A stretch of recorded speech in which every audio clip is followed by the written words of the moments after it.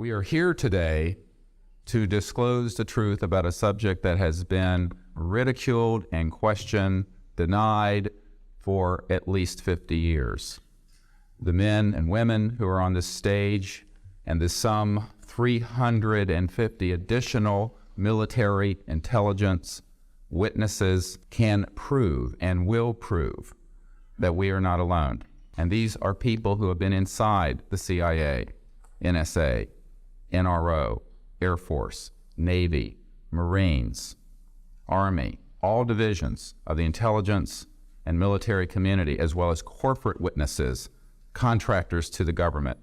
And these are folks who have been involved in so-called black budget or covert unacknowledged projects. The reason we are coming forward now is that we are asking for the U.S. Congress to move towards an official inquiry and disclosure on this subject. It has the most profound implications for the human future, for the U.S. national security, and for world peace.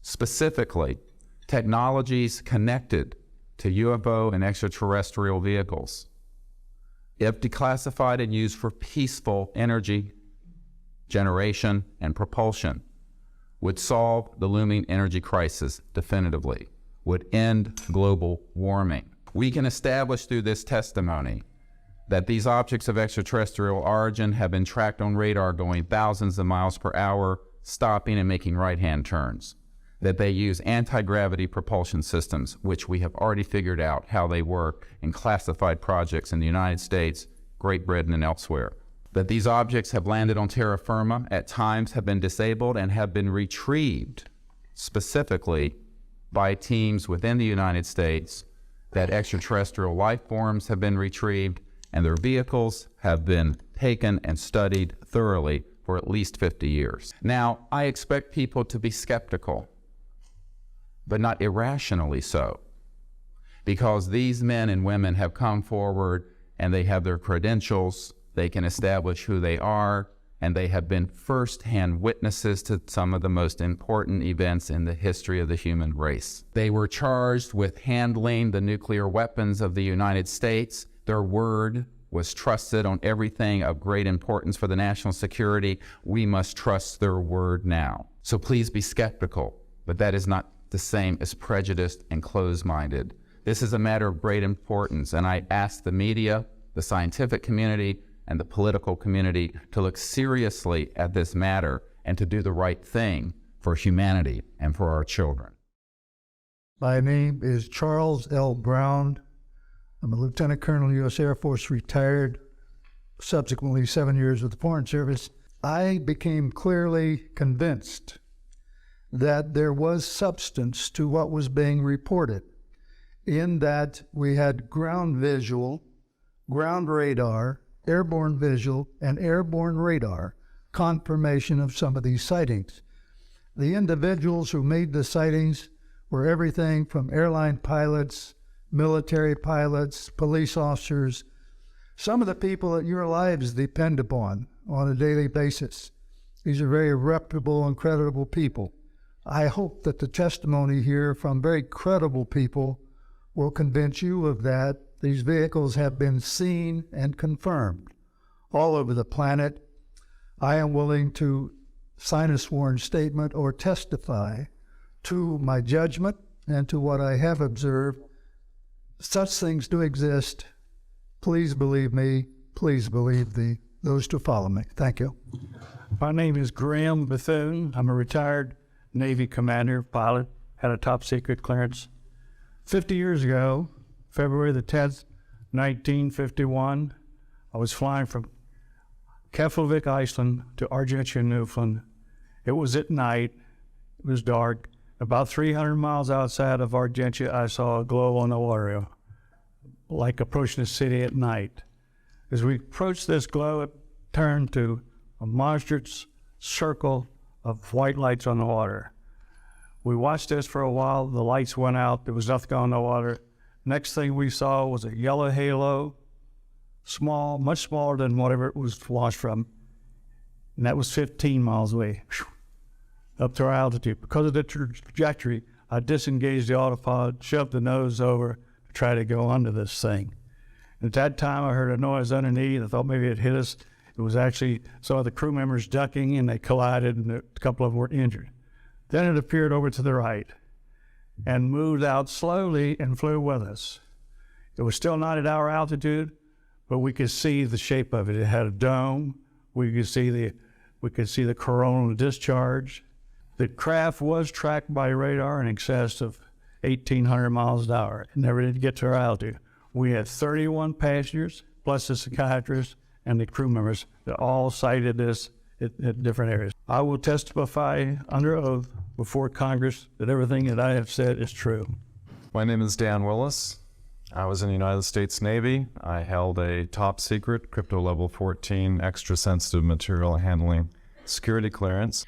In 1969, I received a priority message from a ship near Alaska that was classified as secret. The ship reported emerging out of the ocean near port bow, a brightly glowing reddish-orange elliptical object approximately 70 feet in diameter emerged out of the water, shot into space, traveling at about 7,000 miles per hour. This was tracked on ship's radar and substantiated. Years later, I worked at the Naval Electronic Engineering Center in San Diego for 13 years. The co-worker who I worked with worked at the NORAD facility. When he first started working at the facility, he noticed objects going on the screens to track everything out in space and in the air, objects going off the scale, doing right-angle turns. When he inquired, his older supervisor advised him that, quote, it was just a visit from one of our little friends. He thought this was a little unusual. These statements are true. I'm willing to testify under oath before Congress. Thank you. My name is Michael Smith. I was in the Air Force, a sergeant from 1967 to 1973. I was aircraft control and warning operator. What you normally do when you see a UFO, I was told that you notify NORAD. You don't necessarily write anything down. You don't write anything down. And you keep it to yourself. It's a need-to-know basis only. And I will testify to this under oath. My name is Don Phillips. I was in the United States Air Force and had worked with certain intelligence agencies of the United States government. Prior to my Air Force, prior to joining the Air Force, I worked for the famous Lockheed Skunk Works. And to my amazement, there were lights flashing around the sky, moving at anywhere from what seemed like 2,400 to about 3,800 miles per hour. Now, the fact that we're taking an estimate from a distance, we figured, well, this is quite something. However, we continued to watch these darting lights go across the sky and stop. Absolutely stop, come to a dead stop, and reverse in an acute angle their direction, and then proceed on in they were traveling so fast that you could almost see a pattern left by, if you are computer people, when you move a mouse real quick across the screen, you see a little bit of a tail. Well, that's exactly the way these 6 or 7 craft work. That I will testify under oath as to what I say is true, and I will do so before Congress. Thank you. My name is Robert Solis. I was in the Air Force active duty after I graduated from the Air Force Academy in 1964 until 1971, and separated as a captain. In March of 1967, I was stationed at Malmstrom Air Force Base, Montana, as a missile launch officer, Minuteman missiles. I was downstairs 60 feet underground in a capsule, monitoring and controlling 10 nuclear-tipped Minuteman missiles. I got a call that morning, and this time it was a more intense tone in the guard's voice. Is very clearly very frightened.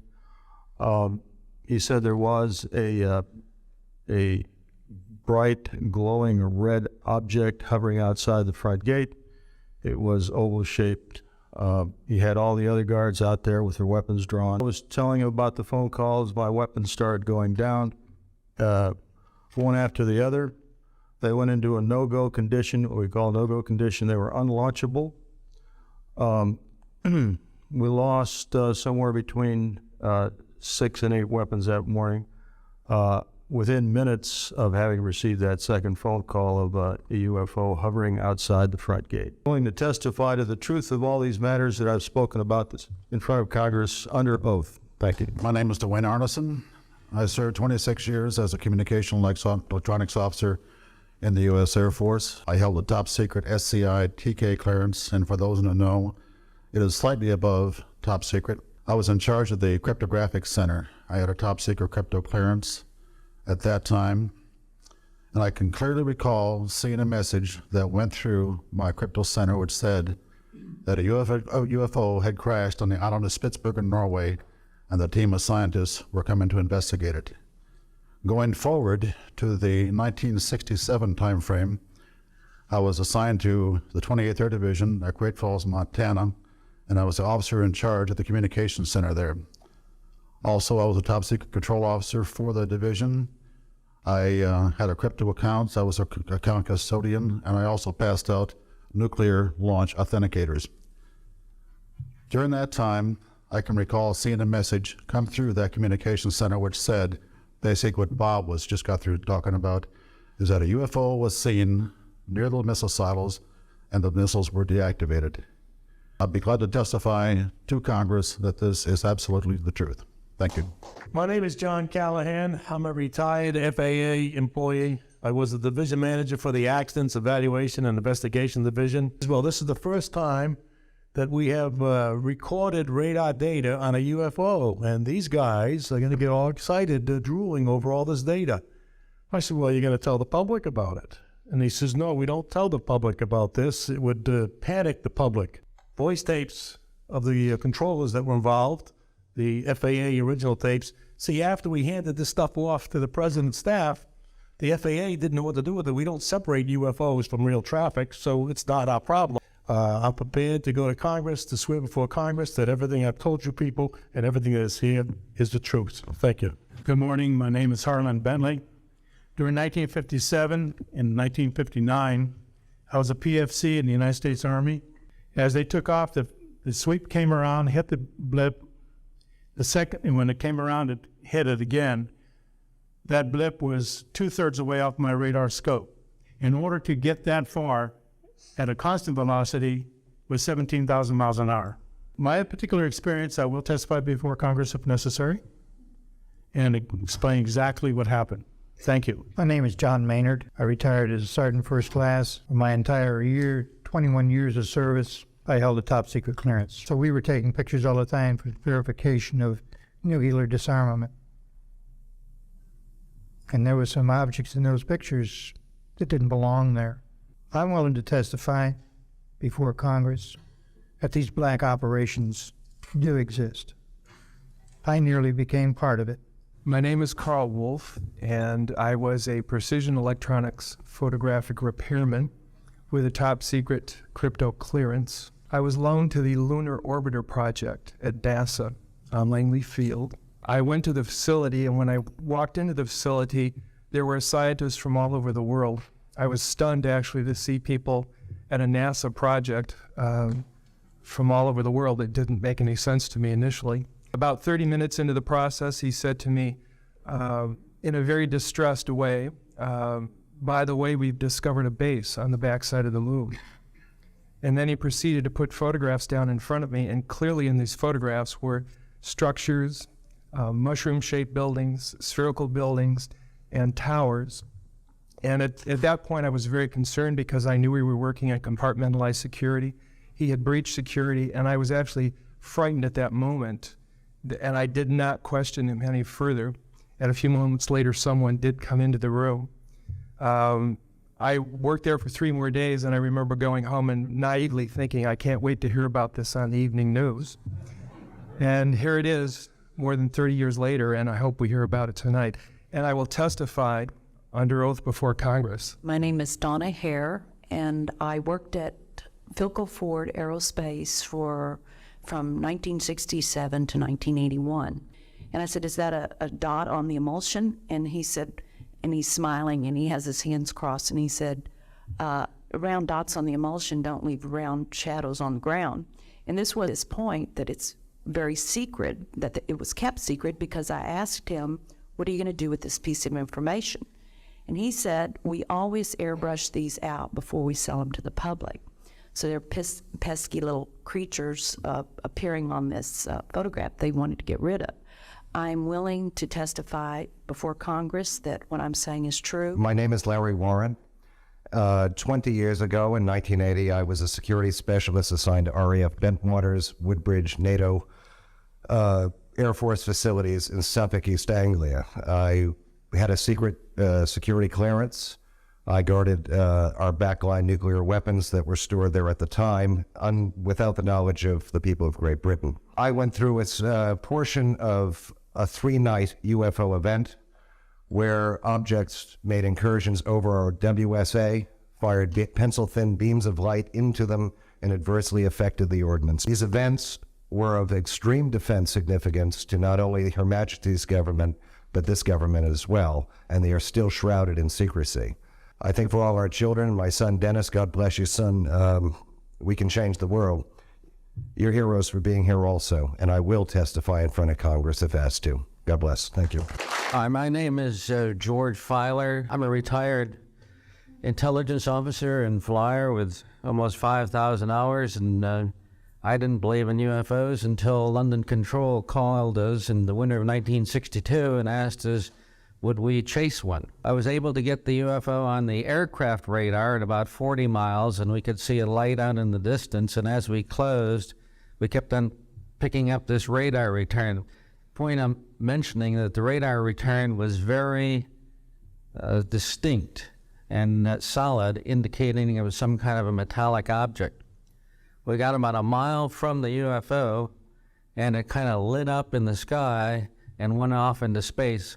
In 1978, on January 18th, I was going into the base.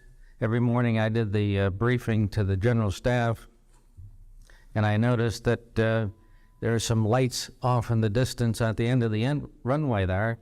And when I got into the command post, the senior master sergeant in charge said that there's been UFOs in the pattern all night. They're on radar. The tower had seen them. They got in aircraft reports and so on. And that one had landed or crashed at Fort Dix. Fort Dix and McGuire are right together. And this is kind of like the Roswell of the East. But in any case, an alien had come off the craft and had been shot by a military policeman, and apparently was wounded and was heading for McGuire. So for whatever reason, the aliens liked the Air Force better than the Army, perhaps because they're shooting at them. But in any case, our security police went out there and found him on the end of the runway dead. And they asked me to brief the general staff, General Tom Sadler, and at the 8 o'clock stand-up briefing. And I said, I don't think I want to do this. You know, the general doesn't have a good sense of humor, and I'm not sure I believe this. So I did some checking, called the 438th Command Post, and everybody had pretty much the same story. And at 8 o'clock that morning, just before I went on, was going to brief this, and I was very worried about it. They said, don't brief it, that it's too hot, so to speak. That's pretty much my story, and I'm prepared to tell the story in front of Congress, and it is the truth. Now, because of this, I've stayed interested in UFOs, and I'm the Eastern Director of the Mutual UFO Network. And between the National Reporting Center and Peter Davenport and the MUFON, we get 100 reports a week on average of people from all over the United States that see these things regularly. And if you start checking, they're out there and they're low, and people are seeing them all the time. My name's Clifford Stone. I was a Sergeant First Class, United States Army. I had a secret clearance with nuclear surety. I could get the clearance that I needed to do whatever it was that was necessary for me to do at the time on special operations when I was called in on those. What I'm referring to here is that I was involved in situations where we actually did recoveries of crashed saucers, for lack of a better term, debris thereof. There were bodies that were involved with some of these crashes, also some were alive. While we were doing all this, we were telling the American public there was nothing to it. We were telling the world there was nothing to it. We've sat back, we've told the American people that there's no such thing as UFOs. I've been involved where we have recovered these objects. We know them to be of extraterrestrials. In 1969, I had an event that happened to me while I was stationed at Fort Lee, Virginia. We went to Indiantown Gap, Pennsylvania. That would be my first exposure to any time that we would be recovering an unidentified flying object. When we went there, we already had people that was already in the facility. We were a backup team, which was supposed to be NBC because there was supposed to be some nuclear materials that was on board this craft. Later on, most people involved would have been were to be told that there was nothing on board it. It was nothing more than just a crash of one of our aircraft. I know better, because I was one of the people that approached it with a Geiger counter to get surface readings. I was the first person to go ahead and see that there were bodies on it. That would be the first of approximately 12 events. UFO crashes are not events that take place every day. They're rare.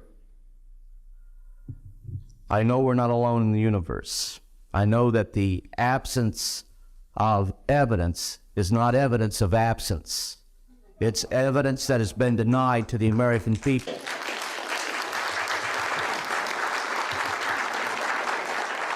I stand before you today in my almighty God, and I tell you this: if Congress calls me in and says, will you testify in detail what you know, I stand here today prepared and ready to do just that. Governments must never lie to the people for no reason. Thank you. My name is Mark McCandlish. During the course of my career, I've twice had a secret security clearance. In 1967, while my father was stationed at Westover Air Force Base, the headquarters for 8th Air Force Strategic Air Command, I witnessed and watched through a telescope a UFO which hovered over a nuclear weapons storage facility for approximately 10 minutes and then departed with an acceleration approaching a bullet leaving a rifle barrel. So really cleaned that drawing up and made it much more accurate, and that's the drawing that Dr. Greer is holding there now. Later on, I obtained photographs that were taken in 1967 by a military pilot, Harvey Williams, flying a C-47 for the Air Force at 12,000 feet, approximately 25 miles southwest of Provo, Utah. This particular vehicle matches the so-called ARV in all proportions and respects in terms of the detail of the shape of the craft. And this was photographed, as I say, in June or July of June of 1967. I've come across a number of declassified documents that show that the Air Force, as early as 1960, was wind tunnel testing flying saucer shapes up to Mach 20. I am prepared to testify in detail concerning these events and their truthfulness before Congress. Thank you very much. My name is Daniel Sheehan. I'm an attorney and serving as general counsel to the Disclosure Project, one of the co-counsel for the New York Times in the Pentagon Papers case, and was involved in briefing and arguing the case in front of the United States Supreme Court. President Carter, upon taking office in January of 1977, held a meeting with then the Director of Central Intelligence, who was George Bush Sr., and demanded that the Director of Central Intelligence turn over to the President the classified information about unidentified flying objects and the information that was in the possession of the United States intelligence community concerning the existence of extraterrestrial intelligence. This information was refused to the President of the United States by the Director of Central Intelligence, George Bush Sr. I think initially there was an appropriate national security apparatus in place in the 40s during the Truman and also Eisenhower years. By the late Eisenhower years, we have a testimony from Brigadier General Stephen Lupkin, still a practicing attorney, that by the late Eisenhower years that he had lost control of these projects primarily because of the compartmentalization into the military industrial complex, that there are compartments within compartments within compartments, and people who are in the Congress who make inquiries, and in fact President Clinton, when he made inquiries, were simply denied access, as you heard earlier that President Carter was denied access. There are certain geopolitical and financial infrastructures that would not welcome a definitive replacement to the fossil fuels. I will tell you, and we can prove this with other scientists who are ready to come forward, that we already have a complete replacement for any fossil fuels or ionizing nuclear power plants. We don't need them. We haven't needed them. Probably have not needed them since the time I was born. So those were some highlights from an event that was over 20 years ago now. If you made it to the end of this video, then you probably have some interest in what's going on. So I've done my fair share of research over the last few years on this topic. I'm going to give you a quick Cliff Notes version of where we're at now. So in 2017, a few ex-Pentagon officials leaked some footage on their way out, and it was all over the news. It is now 2023, and we have found out just how good the U.S. is at counterintelligence and slowing the spread of information that they don't want out. They did a great job. They were put in a corner because some irrefutable evidence came out and pilots came forward. They had to say something, so, they said, okay, we don't know what it is. Let's just be really vague about it. We're gonna get some things going in Congress, but we're just gonna really move at a snail's pace here. And that's still where we're at. I mean, they've created Arrow, which is their new task force into looking into this. And if you've looked at the recent report that just came out, it's like comical how they're just doing a lot of like tiptoeing around nothing. Now, within this whole bunch of nothing, there are some little nuggets which are exciting. One of those nuggets being the protection for any whistleblowers that do come forward. So the reason why I shared this video, people like this will now be able to come forward in a more official setting. And for all the controversial things about Dr. Stephen Greer, he did do one thing right. It was to put that thing together, because that's not him up there talking. Those are the first of the hundreds of witnesses that he actually worked to get to come forward. You could probably tell some of those people were very nervous because they know the implications of what they're doing right now. And there's a reason why this secret has been kept so well for 70 years.